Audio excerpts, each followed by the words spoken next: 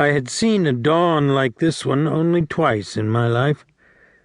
Once in Vietnam, after a bouncing Betty had risen from the earth on a night trail and twisted its tentacles of light around my thighs, and years earlier outside of Franklin, Louisiana, when my father and I discovered the body of a labor organizer who had been crucified with 16-penny nails, ankle and wrist, against a barn wall. Just before the sun broke above the Gulf's rim, the wind, which had blown the waves with ropes of foam all night, suddenly died, and the sky became as white and brightly grained as polished bone, as though all color had been bled out of the air, and the gulls that had swooped and glided over my wake lifted into the haze, and the swells flattened into an undulating sheet of liquid tin, dimpled by the leathery backs of stingrays. The eastern horizon was strung with rain clouds, and the sun should have risen out of the water like a mist-shrouded egg yolk, but it didn't. Its red light mushroomed along the horizon, then rose into the sky in a cross, burning in the center, as though fire were trying to take the shape of a man, and the water turned the heavy dark color of blood. Maybe the strange light at dawn was only coincidence, and had nothing to do with the return to New Iberia of Megan Flynn, who, like a sin we'd concealed in the confessional, vexed our conscience, or worse, rekindled our envy.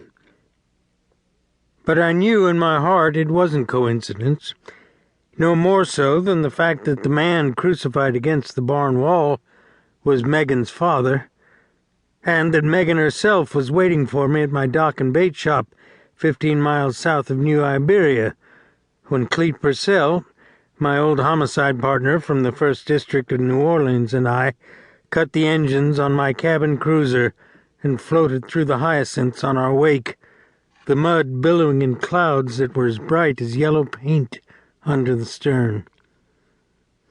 It was sprinkling now, and she wore an orange silk shirt and khaki slacks and sandals, her funny straw hat spotted with rain, her hair dark red against the gloom of the day, her face glowing with a smile that was like a thorn in the heart.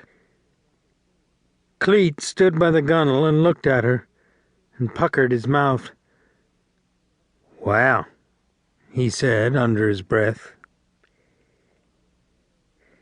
She was one of those rare women gifted with eyes that could linger briefly on yours and make you feel, rightly or wrongly, you were genuinely invited into the mystery of her life.